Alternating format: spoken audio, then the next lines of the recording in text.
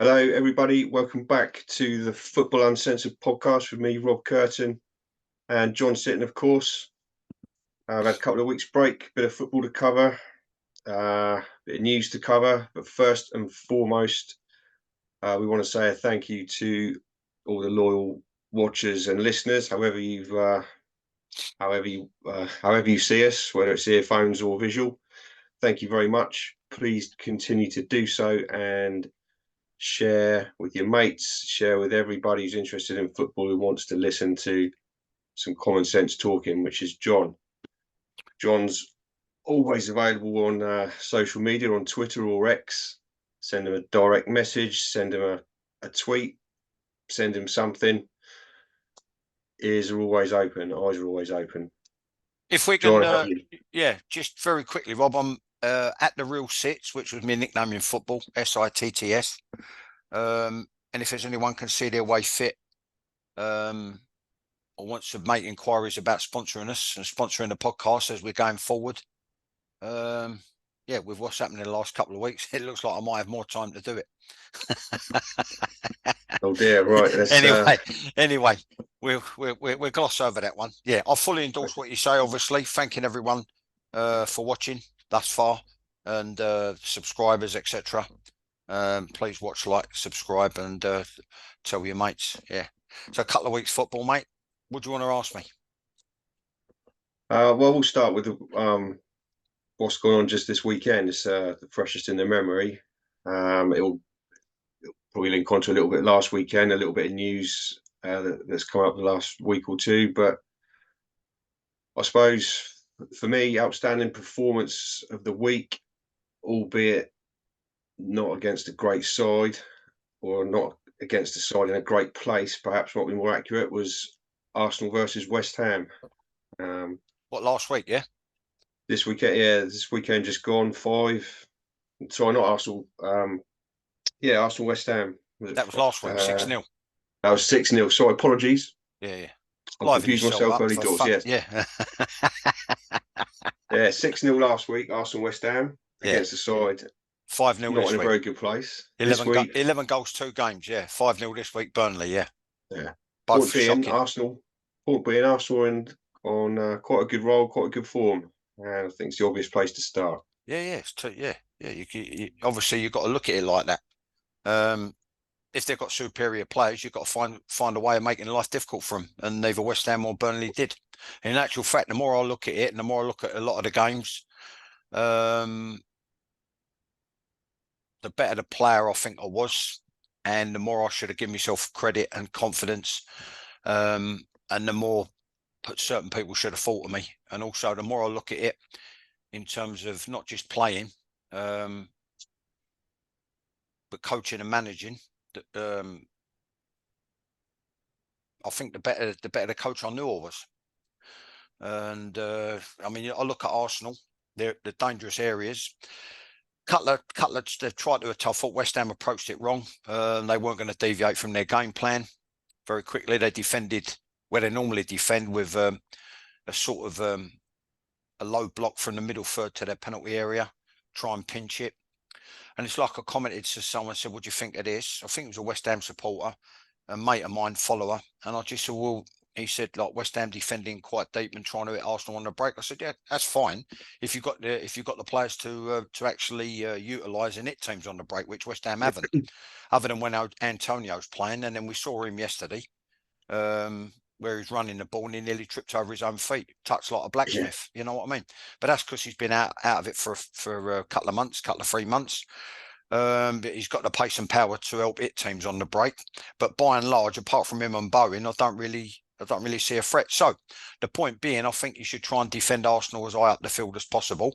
No one's really tested their back players, whether it's a 3, 4 or 5, with regards to playing out. Whenever people have put Raya under pressure, he's come unstuck and ended up conceding a shot and had to make a save, or it's led to maybe a goal, or it's led to a set piece for the opposition. And what I thought is, tactically, both teams, both coaches, both managers, I've been there where he's, and I said it a million times before, I say it again, Company played at the highest level. achieved the highest honours, and yet still unbelievably naive. And now, you know, looks at you with them big Labrador eyes into the camera and sort of not playing the victim, but like hoping for some sort of sympathy because I'm trying to play the game the right way. And the right way is to try and get results and not undo all the good work you've done. You just ain't got the players to do it. So tactically, what that means is Arsenal, they play inside to out, then outside to in, then inside to out again. Their dangerous areas are wide, and they look to get what we used to say gang up. We used to say gang up on the opposition, gang up in the wide positions, or gang up in midfield. Then, in the halcyon days of the late 80s into the early and mid 90s, and then the late 90s, possibly under Oddle, but not so much though, from what I've heard, I think we were tactically at our best in this country. It changed to overloads. So Arsenal looked to overload in the wide areas. And I've got to be honest with you, a couple of the goals I saw yesterday, it was almost done at training pace, like a practice match pace, which is absolutely nothing short of diabolical, nothing short of shocking in terms of the players, which is why I said what I said. I'm a much better player than I thought I was and that I was given credit for. And I was a much better coach than I knew that I was. And I was given credit for, because I can't believe that they're letting think. And then if you go back to last week, I even commented it, I think while I was watching it, or just after. That should never happen.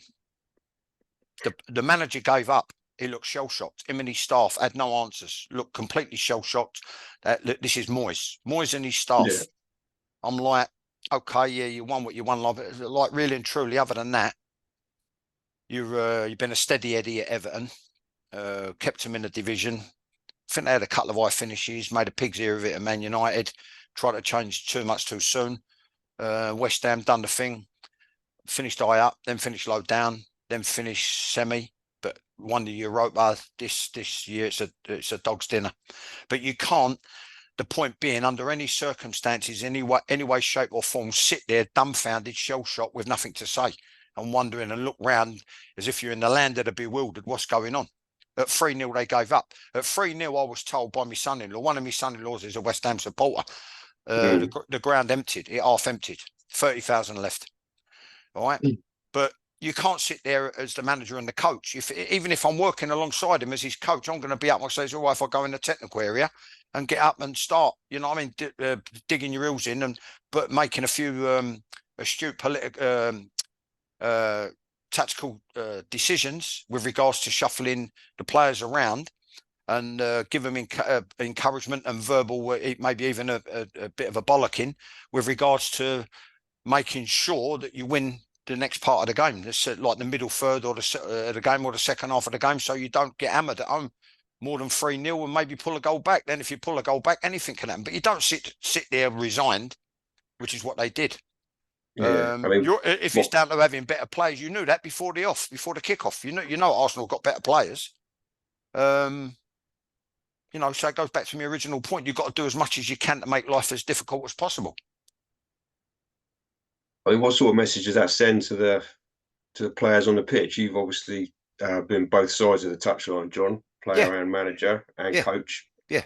So if you've made the point there that Moyes and the coaching staff, and I agree, having watched it, they look, well, shell shocked, you said, and just starved of any kind of reaction, motivation. What message does that send to you as the player? Well, I'll be honest with you. And see that. I'll be honest with you. I didn't need a message from anyone in a lot of respects. That's why I said I was never given credit for what I did at Millwall. Really, they were the only team and the only set of supporters that really went out their way. Maybe Gillingham a little bit to really appreciate me.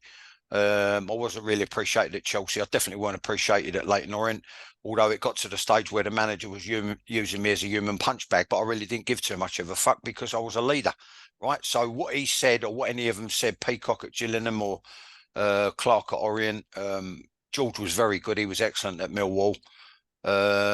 Chelsea, we were changing managers like you change your socks and underpants anyway, but when you're a leader and you're vocal and you're trying to organise and you've got a lot, which spilled over into my coaching thing and manifested itself wrongly. You've got the ego and pride to an extent where you hate losing. You hate a reverse result. You hate conceding a goal. And you don't like it when players don't administer the game plan, which more often than not happened. So I don't know what that was about, whether they thought they knew better or it was lack of credibility on my part. The point being, I didn't really need it because like you got like, I was in a couple of teams where we had a few leaders and we'd get vocal among one another and we make sure that we, you know, your pride got in the way of not receiving more of a good idea than you was already getting, and maybe start to turn it round and realise that you should have started the game a little bit higher tempo or a little bit higher up the field or a little bit more compact or a little bit more alert from set pieces, and then maybe reverse it and try and get a goal back and dig your heels in. Do you know what I mean? But most certainly if it's not, so I look at it, a lot of it, you know what I mean? Everyone's different. I like Arteta, I like Klopp, I like Guardiola. They're animated. I like Mourinho, he's animated. You see others and they don't look particularly inspiring. They sit there, you know, very sort of sanguine and okay, you know, it's like he used to say, Allison, you know, the hard work is not now. It's not 3 o'clock on a Saturday as was. You know what I mean? Everyone kicked off at 3 o'clock. This is not hard work. The hard work's not now. The hard work's done Monday to Friday on the training field. Now's the time to enjoy it. But at the same time, as philosophical as that is and trying to take pressure off the players, which is why he said it, I believe, you've still got to be engaged and animated, and you've got to watch every single move of every single player. And I don't see that. Well, like you said, that's where leaders on the pitch come into it. If you rightly point out, I think you should be motivated to carry on and do your best, no matter what demeanour is coming from the touchline anyway. But if you've got leader, or more importantly, leaders on the pitch to G up those who do need a G as well, then that's where that comes in, I guess. And West Ham certainly don't seem to have that at the moment. Like I said earlier, they're not a bad team. They just seem to be a team in a bad place for me. You've got the ill feeling towards Moyes there. Rightly so now. Rightly so. Isn't he? Oh, listen, I was a great supporter of him. I've been a great supporter of him, and rightly so. If it was good enough for me, it's good enough for him. He's a multi-millionaire, right? They're trying to be a black cab driver. But I don't see no geniuses there on that bench. You know what I mean? And the bottom line is, I'm looking the latest one yesterday, Calvin Phillips. The guidance. Why did he sign Calvin Phillips? Right, okay. Let's look at it. Because at the time, because it's been like a custard pie for me, made me look a right mug. Because I said at the time to all my West Ham pals, what a blinding little signing that is. Right? I thought it was. Yeah, I thought, you know, for a lot of reasons. He ain't played a lot of football. He's going to be fresh. Right? He's got a great work ethic, great engine. He passes the ball sensibly. He put his foot in. He get up and down. He go side to side. He get box to box. He cover a lot of ground. And the obvious one is, with the Euros coming up, he wanted regular football so that he could maybe come into the frame with regards to the England squad, right? So you know all that. So you know he's you know his makeup as a young man. You know his makeup, right? And what you've got to do, you've got to get him on a short rein. You've got to know your play. You've got to see that. You've got to be into them. And our role was talk to players individually, talk to players collectively, talk to them a unit within the unit. You know what I mean? But if you're talking to them individually, just say, listen, I know, and this is and this, everything I've just said, and this is why I've signed you. But listen, just steady, watch yourself, keep your discipline, keep your head. I know you want to put your foot in. We want you to put. That's why I bought you. But be sensible and make sure you make good, rational football decisions. You know what I mean? And you see the frustration with his lack of game time and getting beat at Forest, and he wants to take a quick free kick, and then. So as soon as he gets that first yellow, it's pretty cute. I thought. Yeah. I thought the second yellow was harsh. Yeah, but he knew he's seen out the corner of his eye, and he thought, hold up, he's just been booked. Right, and then I'll just get there and just toe it on, and then scream like they do. You know what I mean? Like they've had red hot poker stuck up their jacks here. They all scream and go down writhing and rolling about. And then lo and behold, he gets sent off. But he should have been either substituted or he should have had a word with him. But he should have had a word with him as he signed him. Right? That's what I'm saying about it. Although you don't know what's going on behind closed doors, but the man management side of it, I was accused of blah, blah, blah, but people don't realise the work I put in, which only added to my frustration when they turn and spit in your face. So is either managers are doing, coaches are doing the work and the players are not up to it, right? Or they're not doing the work and it's just like, well, let's see how it goes. You know what I mean? And they're taking pot luck with it. The man management side of it, he said there about Phillips possibly should have been hooked. I was watching Match of the Day 2 this morning, Man United against Luton yesterday. Watched the Casemiro. fairly extent, Casemiro, exact same thing. I would say Ten Hag, I think, hooked Casemiro and Maguire both at half time, so both on the yellow and were both looking like they were going to. Yeah. Well, get another one. He didn't look switched on. He ain't had enough football, Maguire, and he played a silly bollocks ball when he's got a fullback like 6-7 yards from him. And we're like I've always said about passing on the right side. The right side's the outside. He's tried to play a quick one. It got intercepted. They nearly conceded a goal from it. And Casemiro, he's a silly bollocks. He gets away with more than what he gets penalised for. I don't know what that's about, other than Eddie Dargy. You know what I mean? Yeah. I thought he was lucky to stay on. He was lucky to stay. Very lucky to stay on. Yeah, they got out of jail. Yeah, they got out of jail big time. Good game, by the way. I didn't watch it live. I watched the highlights on Match of the Day 2, like I said. Maybe not one for the total purist, but it was an entertaining game to watch. But both sides properly going for it. Luton had the better of the game statistically. Just both sides really quite wasteful after the very quick start, wasn't it? But I thought it was a good game to watch. But yeah, it was a fantastic game to watch, and I just think out of all of them now, Luton are looking one of the more likely ones. You know what I mean? I mean, Everton, I don't know how it's gone tonight. 0-0 half time. Yeah. Who was it? Palace? Palace, yeah. Yeah, and he stepped down today. He has. And he's in hospital with a suspected heart attack, which I think... see, looking at two things over the weekend, right? Here's the two things that just like smack me straight in the face, right in the bugle, right? Yeah. What happened to Roy Hodgson endorses and makes what Klopp did an unbelievably wonderful decision. Get your millions out of it, get your millions out of it, then get out. Then, if you want to cherry pick like he can and maybe do a international job, a national team manager's job, then he can. Although it's going to be phone work, it's not going to be every day with the media, every day on the training field, every day with the day-to-day running of the football club, although they delegate and the people above them delegate. And like I said, they've got, bigger than the UN staff, bigger than the UN delegation, whereas, sorry to say it again, the likes of me and with Chris Turner, I was like doing 6 jobs, you know what I mean? That's real fucking stress. And the club's hemorrhaging money and you're about to go under, right? So what happened to Roy Hodgson, I think makes Klopp look like a wonderful, wonderful decision, an intelligent decision. Although I did hear a story yesterday, contrary to all of it, whereby it was proposed that they shoot a behind-the-scenes documentary, and he said, I want absolutely no part of it, and I won't be at this football club if it goes ahead. And apparently it went ahead, but it's yet to come out. A behind-the-scenes documentary, and he just said, not on my watch, and if it happens, I'm off ski. And apparently it happened, and that's one of the reasons, or the main reason, why he's off ski. But anyway, sticking to specifics, poor Roy Hodgson, 76, why he's still coaching and managing, fuck knows. Because looking back, like the cynical side of me says, did it all wrong.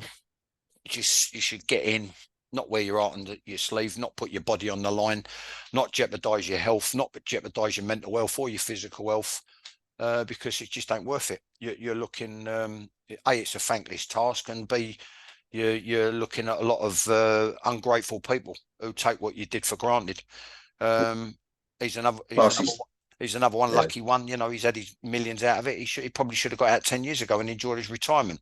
The second thing that occurred to me, after watching Burnley yesterday and watching him with his big puppy Labrador puppy eyes, going on. We've got to do this. It's not time for this. We've got to do that. Well, he's been saying it week in, week out now since the start of the season, right? I think it highlights. I think it exaggerates. I think it amplifies, and it shows what a fantastic, unbelievable, sensational, top drawer job Sean Dyche did while he was up there. That's what I think. Because he kept him in the Premier League for a few years against all the odds on a shoestring budget. And I think what it highlights is what a magnificent job he did. That's what it highlights for me, the goings on over there, because they're too easy to beat. They're too easy to score against, whether it's open play or set pieces, and they've got no threat going forward. And yet somehow, by some miraculous method, Sean Dyche managed to pose a goal threat and keep clean sheets when he was manager at Burnley. So they're the two things, Rob, that jumped out, regardless of all the missed chances by Haaland when City should have been out of sight, regardless of the City draw with Chelsea, which was probably, a little bit of Chelsea were a little bit, count themselves a little bit fortunate and nick a point, even though they took the lead. In actual fact, they should have made it 2-0. But I think that's one of the main ingredients with the miss, as they broke, and it was they pinched it back. Cole Palmer, if my memory serves me right, just thinking in here, he sort of got it on the half turn. Some City player rushed in, he nutmegged him, went round him, he punched it wide. They took it on 2 or 3 strides and then faded it in behind a retreating 2 or 3 defenders. Sterling's come in and missed it. Right. Well, that's one of the ingredients why City let him go, I believe. Because they were looking to buy better. He missed too many of them for Manchester City, which is why he's no longer at Manchester City. Right. And then Chelsea could have gone 2-0 up and it might have put a different complexion on the game. Then it goes to-ing and fro-ing, and City missed some unbelievable chances. 3 that I probably could have scored. No, it's just what it is. What it is, it's knowing. No, what it is, Rob, it's knowing but you don't turn, just like what should be a simple solid header into a diving header. He did that for one of them. Another one he tried to guide in the opposite corner. Well, you teach it at the earliest possible convenience and lowest level is you punch the ball into the floor back where it's come from. So it's a left wing cross, and he's trying to deflect it in over there when he should have just been getting over it and punching it down into the corner where it's come from. In the same corner of the wide area where it's come from. So as it's come there, so the goalkeeper's shifting his body weight and you punch it down there. You understand? The goalkeeper's already doing that and going that way. So the rule of thumb is what you teach is to into the floor. So as his body weight shifts, he's got to try and shift his body weight again. Then the pace is already on the cross and it beats him. You understand? So look at all that. You look at Arsenal. I just think, I'm looking down the bottom now. Thought Luton were very unlucky against Man United. Man United made hard work of it. They tried to talk it up last night a little bit on Match of the Day 2. Out of all of them, you look at it now. I got the call totally wrong. Sheffield United, even with the Wilder factor. They shouldn't have let him go in the first place, because he could have done the job there that Dyche did at Burnley, and they'd have had 2 or 3 years in the top draw division. Yeah, quite possibly. Sheffield United and Burnley. I made the note today. The league table you've got like the top 6, then you've got a gap of 5 or 6 points, and then you've got 7th to 11th. You've got Burnley and Sheffield United who are cut adrift at the bottom. Yes. And then you've got sort of 12th to 18th who are within about 2 or 3 wins of each other. So with a third of the season to go, give or take a game, it's already the usual structure of the league. Is there to see. And I think 100% the clubs are playing for there's only one relegation place left up for grabs, and that could be maybe one of 4 clubs. So I do think Luton could, having watched them the last few weeks, even though they've somehow lost to Sheffield United last week, They've been unlucky in a couple of other games. They just need that little bit of luck to turn for them, and they look like you've said over the last few podcasts and about Luton. They got that. I think you said a little bit of the Wimbledon about them, and they seem to have the camaraderie and pace, power, camaraderie, and physical, get in your face, close down. Someone decent on the ball, as in Barkley. Permanent goal threat. I like the guy up front. I forgot his name. He's got the green eyes. Nice looking mixed race boy. I think he got the penalty. That's him. What a good professional he is. What a fantastic professional he is. Yeah. And I think he was their top scorer in the Championship. Right. Well, he reminds me very much of Westy when they were with me at the O's. Fantastic guy, willing runner, fantastic professional. And if he gets a chance, he'd probably convert one into. And you just think, what a fantastic professional. And these type of players you want around you if you want to give yourself any chance. Yeah, I mean, I look at it and set pieces, they're always a threat. So like I say, that little package is like very, very Wimbledon from back in the day, which is maybe where he got a thing from, you know what I mean? Mick Harford maybe picked it up along the way there.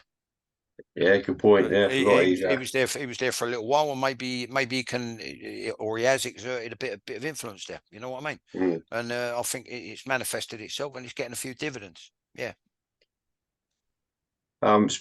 Speaking of match of the day, last couple of weeks you've been reasonably critical about some of the punditry. I mean, that's not news. You're quite well known, shall we say, for not derogatory. That's unfair. We've got constructive criticism of some of the vanilla punditry we get on not just match of the day, but all football these days. You know, where's the main area that they go wrong? If you could pinpoint quickly one or two key things that we never see from a pundit. Well, it could be that they've highlighted a situation at a set piece. I think they got a lot of things wrong last week. They didn't really mention the idiocy of West Ham, all the big lumps, the honey monsters, what you call the honey monsters, 6'2", 6'3", 6'4", not marking Arsenal's honey monsters. They've got no one threatening the delivery, which they could have had to make him use more airspace, which buys you time.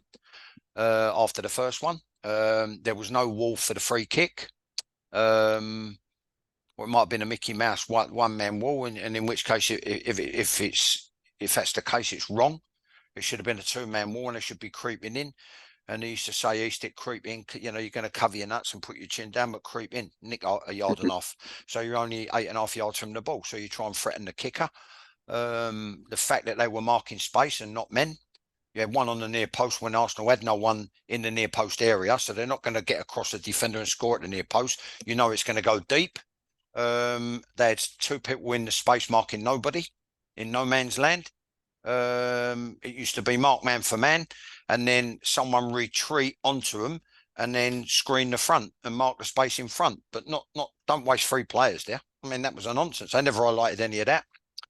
You know, just bits and pieces like that, really. And then maybe where like team shape and patterns of play, which they're all struggling to get a grip on Arsenal's patterns of play.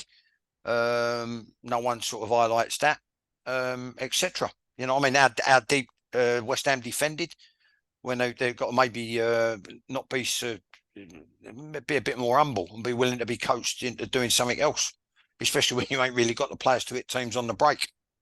And then when someone does get hit on the break, who's reminding them? Someone should be reminding them. Someone should be screening and saying, make sure you picked him up, you drop spare, make sure you're ready if it comes back at you, make sure if it's rebounded on us, you win the race, etc., etc. None of that seems to be going on. You understand? These are all like football expressions where you used to say, give yourself a yard and a half and make sure you win the race if it gets cleared over the top, and you tidy it up, give it back to the goalkeeper, hook it over your shoulder back, or just put it out of play and regroup. You know, recovery runs never get highlighted, or lack of them. Superficial punditry, then, it's fair to say, is what we're suffering from. Listen, I'm resigned. I'm resigned. Yeah. You know what I mean? It's Maybe I was lucky in another life. I don't know. I don't know what to say. You know what I mean? You look at it, you just think the more players you see, the better the better player I was. The better the player I was. The more coaches you see, the better coach I knew I was. And then you look at some of the things, you just think, well, you know, maybe it weren't to be, and people regard you as a loose cannon, and you're going to think, but you've got this unwritten rule where, and maybe that's why they've separated it. As people said, like, you know, there's one just a sarcastic douchebag, you know what I mean? Just like wind up scum. It's how is he still relevant? You know what I mean? It's between two Orient supporters. Apart from the obvious, that's how relevant I am. But in terms of there wouldn't be a club, etc., etc., etc. Thing. But like the main thing is the best pundits they played in the 70s, 80s, and 90s. I mean, the one's only just been phased out, and he played in the 70s and early 80s and mid 80s. That's Graham Souness, and he didn't muck about and pull any punches. You know what I mean? The others, I just think they're superficial. Let's not be too critical. I was a player once, blah blah blah. Well, we all were. You know what I mean? But if you had vastly more good games than bad games, and you had quite a high football IQ, and it comes back to what I said the other week about agreeing with Michael Owen. First and foremost, you had to have football ability and football IQ. Right, for too long now, all they've had to be is a decent athlete and quite powerfully built. There's nothing going on in here, and if there is, it ain't. It's not happening quick enough. You know what I mean? No. If you get teams where you got both, right? Maybe Chelsea one day, not Spurs at the moment. Most certainly Arsenal, City, and Liverpool. If you've got both good players with good technique, coupled with good athleticism, then you're in business. Sounds easy, don't it? Yeah. Right, we're inside the last 10 minutes. Unfortunately, unbelievable. It's race boys. Any other game catch your eye over this weekend or last weekend that you want to discuss, whether that be tactically or personnel wise, or I've got one or two other things I could raise, but we'd rather talk No, about you raise what you want to raise, mate. No, nothing. There's nothing that jumped out at me. I mean, the Sheffield United thing, they was already up against it, and the geezer getting sent off, that just doubles the impact. It just doubles the aggravation, the amount of trouble you're going to have. Yeah, that was although a bad coaching tackle. wise, maybe he's adjusted it, because coaching wise or tactical wise, it looks like he's had to take a step back, Chris Wilder, and it don't look as sophisticated as it was during his first time there, when you had like a good shape, good rotations, good ball retention, good positions taken up in wide areas, and a goal threat. And you had like centre backs whipping crosses in, which I thought was phenomenal. And it's about time. And I was trying to, you can go back through old podcasts. I was trying to sing his praises and say he should get more credit, because if it was a continental coach, they'd be raving about it, right? But looking at it now, it looks like double basic, and it's only double basic because I'm afraid, regardless of how good he is, or how good he was, or how good he could be or should have been, I just don't think he's got the players. The players are just not good enough. There's no goal threat. They've got one very, very good player, although I think he's capable of being a right lazy bastard. They've got one cracking player in midfield, plays with his socks sort of rolled down, got the Grealish calves and all that. He pulled one out of the air, crossfield ball out of the air the other day on his instep, on his laces. And I've seen him over a few games, and he looks good. I forgot the geezer's name, but anyway, they've got no goal threat, and they're piss poor at the back. So it's a recipe for disaster. Because I've been there, seen it, done it, got the T-shirt, and don't matter how much work you put in, how organised you are, how many team meetings and how many drills on the training field you do, I promise you, it's uphill all the way. I think it's James McAtee who you're referring to, and I think he's on loan from City. I could be wrong there. Someone can check that for me. No, it's not him. No, it's not him. Okay. No, it's a different name. It's not McAtee. No, it's not him. He's got short hair, side parting, short back and sides haircut. Actually, he looks a bit plump. He looks a bit overweight around the arse and around the hips and on the waist. But having said that, he's got quite a good engine. Yeah. Answers on a postcard to @TheRealSits on Twitter, please. ID that Sheffield United player. Yeah, there's a little poser for everyone. We're inside the last 5 minutes now, so I'm going to risk bringing it up. What do we think about blue cards? Blue cards. Probably should have been. It's the wrong colour. probably should have been bought in a while ago. If it was going to be bought in, I don't agree with it. It should have been an orange card if it was going to be bought in. And like I say, it should have been bought in a long time ago. But yet again, it's another Americanism. And it's a blight on our game. More and more and more, as I predicted about a decade ago, then continuously, season after season, there's another ingredient, there's another ingredient, there's another ingredient. Pretty soon it'll be like the Super Bowl. Every game will be like the Super Bowl. There'll be a thing, there'll be a big stewards inquiry with VAR or something else, a blue card, a red card, a yellow card, an orange card, a travel card. I don't know, you know what I mean? And then like it'd be one of them. Yeah, we'll be right back after this. And then like I've said on Twitter, you know what I mean? A bit of free advertising if they want to sponsor us. This bud's for you, or Miller Lite or whatever. You know, yeah, that's what's going to happen, Rob. That's the way it's gone. And then you've got all the American owners using it as franchises, so they can take a dividend out. The most glaringly obvious one is Man United. They need a new ground. They need a new team from front to back. And that on it goes. I'm highly delighted that the guy's taken got a significant amount of ownership. The Ineos guy, Ratcliffe. Yeah, but in answer to your question, it's another Americanism. Yeah, step in the wrong direction. I agree. Okay, last couple of minutes. It's the EFL Cup final at the weekend. I think on Sunday, Chelsea, Liverpool. Liverpool carrying a few injuries. Chelsea also carrying a few injuries. To be fair, not quite as many now. Yeah. Can I nail you to a prediction of sorts? Yeah, Liverpool. For the simple reason I don't fancy Chelsea's back players at all in any way, shape, or form whatsoever.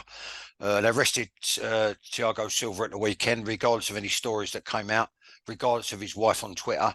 I reckon they're giving him a week off to get him ready for Wembley.